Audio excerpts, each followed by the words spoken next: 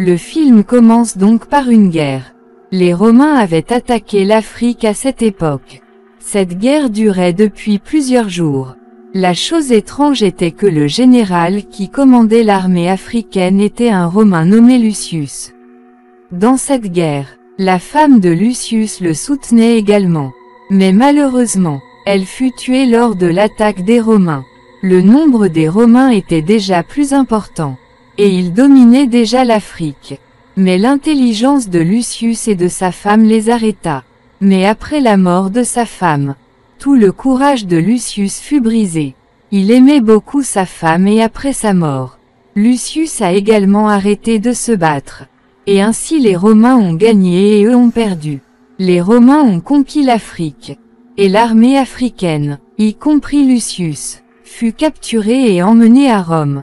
À cette époque, deux frères jumeaux, Geta et Caracalla, régnaient là-bas. Le premier roi de Rome était très miséricordieux. Mais depuis le règne de ces deux frères, toute la population de Rome était en difficulté. Parce qu'ils étaient très cruels. Même l'état mental de Caracalla n'était pas bon. Quoi qu'il en soit, sous la direction du général Marcus, ils ont gagné cette guerre et pour la célébrer, Geta organise un programme pour son divertissement et celui de son peuple. Il s'agissait d'un programme de combat, dans lequel ils allaient affronter leurs ennemis, avec des singes très lourds et sanguinaires. De nombreux prisonniers, dont Lucius, furent amenés sur ce champ de bataille. Dès qu'il est arrivé ici, Lucius a eu un flashback de son enfance. Il avait l'impression que cet endroit lui était familier et qu'il y vivait.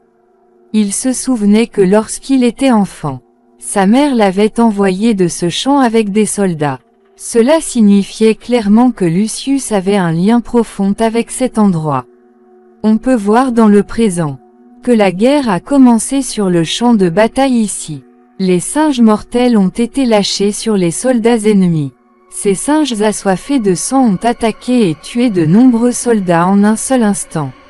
Leur façon de tuer était telle que les soldats n'étaient pas capables de se sauver. Lucius et ses compagnons se tenaient à distance et continuaient à regarder cette scène. Puis avec leur courage, leur intelligence et leur bravoure, ils avancèrent et combattirent ces singes, les attaquant par derrière. Ils réussirent à les maîtriser et finalement à les tuer.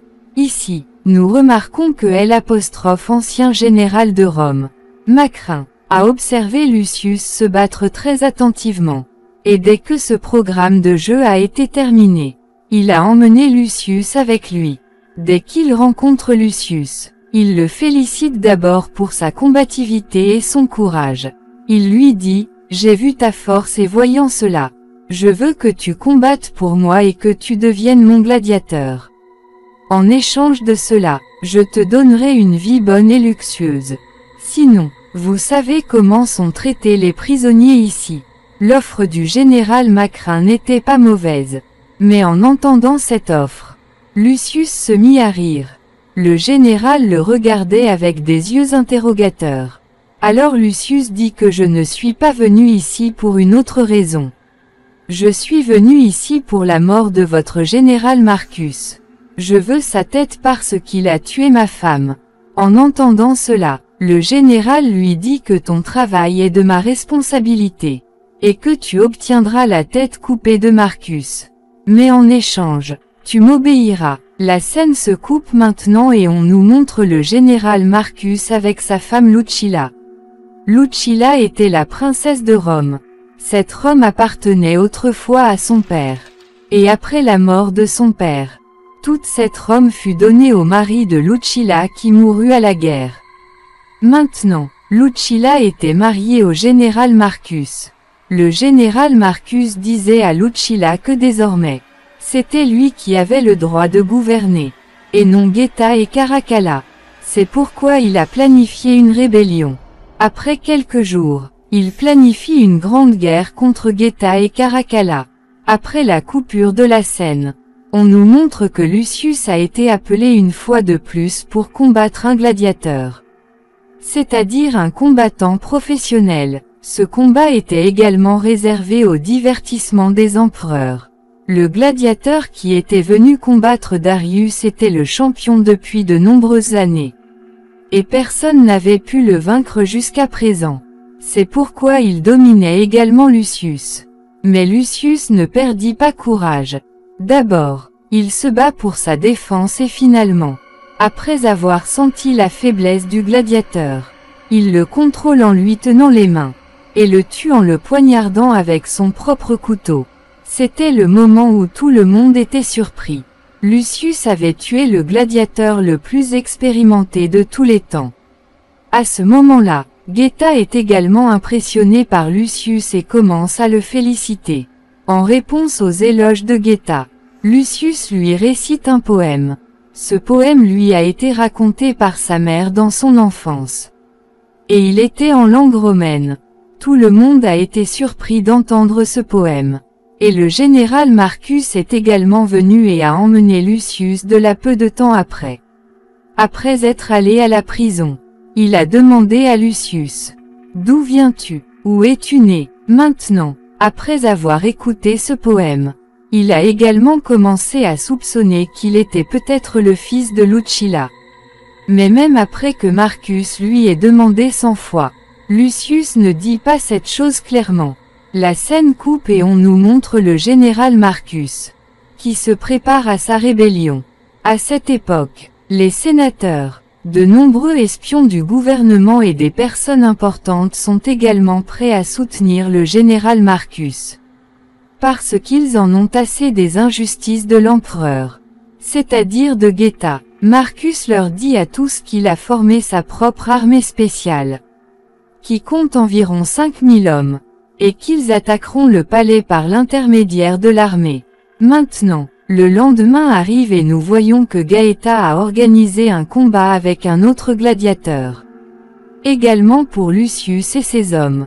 Cette fois, le gladiateur était un rhinocéros, et il était contrôlé par un soldat romain. Si quelqu'un réussissait à échapper au rhinocéros, ce soldat tuerait cette personne en la fouettant. Ce combat était si dangereux qu'il était impossible pour un prisonnier de s'échapper de ce champ de bataille. Le combat commence et avant Lucius, plusieurs de ses compagnons de captivité sont amenés à affronter le rhinocéros, que le rhinocéros avait déjà tous tués à chacun de ses coups. Et maintenant c'était enfin le tour de Lucius, qui était plus intelligent. Il sauve sa vie en s'écartant de l'attaque. Et la deuxième fois, lorsque le rhinocéros s'est approché pour attaquer Lucius, il a ramassé de la boue et l'a soufflé dans les airs de telle manière que le rhinocéros ne puisse pas le voir. Et dès qu'il a fait cela, il s'est dirigé vers le mur. Dès que le rhinocéros l'a vu, il a essayé de l'attaquer. Lucius s'est éloigné de là, et la corne du rhinocéros s'est coincée dans le mur. Maintenant qu'il s'était déjà échappé du rhinocéros, le soldat assis sur le rhinocéros a commencé à se battre avec Lucius. Ce gladiateur était beaucoup plus puissant et expérimenté que le premier gladiateur. Lucius n'était pas capable de comprendre ses mouvements. Lucius a fait de son mieux pour se sauver. Mais pendant ce temps, il n'a pas pu attaquer le gladiateur devant lui, avant que Lucius ne puisse agir. Le gladiateur devant lui a attaqué Lucius et l'a renversé. Le combat était terminé ici. Lucius était sur le point d'être tué. Mais Geta arrêta le combat en faisant un geste. Car il voulait donner une autre chance à Lucius. Il aimait le talent de Lucius. En donnant une chance à Lucius, Geta a récité le même poème que Lucius avait récité pour elle après avoir gagné. En entendant ce poème de la bouche de Geta, Lucilla se souvint de beaucoup de choses anciennes. Ce poème lui semblait familier. Mais où l'avait-elle entendu et où l'avait-elle lu? Elle ne pouvait pas se souvenir. Et après être entrée dans la pièce, elle resta dans la même curiosité en pensant à cela. Et finalement, elle se rappela que lorsqu'après la mort de son mari, elle avait envoyé Lucius, c'est-à-dire son fils, d'ici avec d'autres soldats, puis elle avait récité ce poème à son fils. En voyant cela, Lucilla comprit que Lucius n'était autre que son propre fils. Ici, dans le flashback, on nous montre pourquoi Lucilla a envoyé Lucius si loin d'elle. Lucius était très jeune à l'époque où son fils est mort à la guerre. Selon la loi, Lucius devait être le prochain roi. Mais en raison de son jeune âge, n'importe qui pouvait le tuer et prendre le trône. Pour sauver la vie de son fils, Lucilla a pris une grande décision et a envoyé son fils loin d'ici. Elle ne pouvait plus voir ce trône ni ce pouvoir appartenir à quelqu'un d'autre. Elle décida qu'elle irait ce soir et dirait toute la vérité à Lucius. Dès son arrivée à la prison, Lucius s'excusa d'abord auprès de lui, car elle l'avait éloigné d'elle, et c'était la raison pour laquelle elle n'avait pas pu reconnaître son fils jusqu'à présent. Après cela, Lucilla lui a dit que je ne voulais pas t'éloigner de moi. Mais à ce moment-là, c'était devenu une contrainte pour moi. Après la mort de ton père, de nombreuses personnes sont devenues les ennemis de ta vie. Et je t'ai envoyé si loin pour te protéger des gens. Tu es mon fils, l'héritier légitime et le dirigeant légitime de ce lieu. Lucilla voulait en dire beaucoup plus. Mais Lucius était en colère. Qui sait ce qui se passait dans son esprit? Cela le dérangeait. Alors il gronda Lucilla et la renvoya de là. Maintenant, la scène se coupe et on nous montre le lendemain, où Lucius doit se battre dans une autre bataille. Cette bataille était plus dangereuse que la précédente. Cette bataille devait avoir lieu sur un navire. Le navire se trouvait dans des eaux où les requins affamés étaient laissés en liberté. Si Lucius perdait, il serait jeté à l'eau.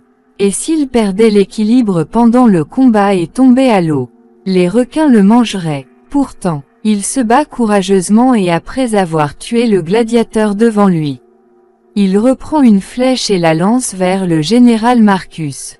Il a lancé cette attaque parce que le général Marcus avait tué sa femme. Et il était là uniquement pour tuer le général Marcus. Lucius a raté sa cible et la flèche a touché la chaise de Geta. Personne n'est mort mais le général Marcus est parti pour sa sécurité. Il est allé dans sa chambre et nous avons vu qu'il était toujours occupé à préparer sa guerre. Alors Lucilla est venue le voir et lui a donné la plus grande nouvelle au général Marcus, son fils. C'est-à-dire Lucius, est revenu, lui qui est le véritable héritier du trône de cet endroit. Ce fut un grand choc pour le général Marcus, car lui-même rêvait de régner ici. Or, il fut découvert qu'une de ses compagnes avait secrètement entendu leur conversation.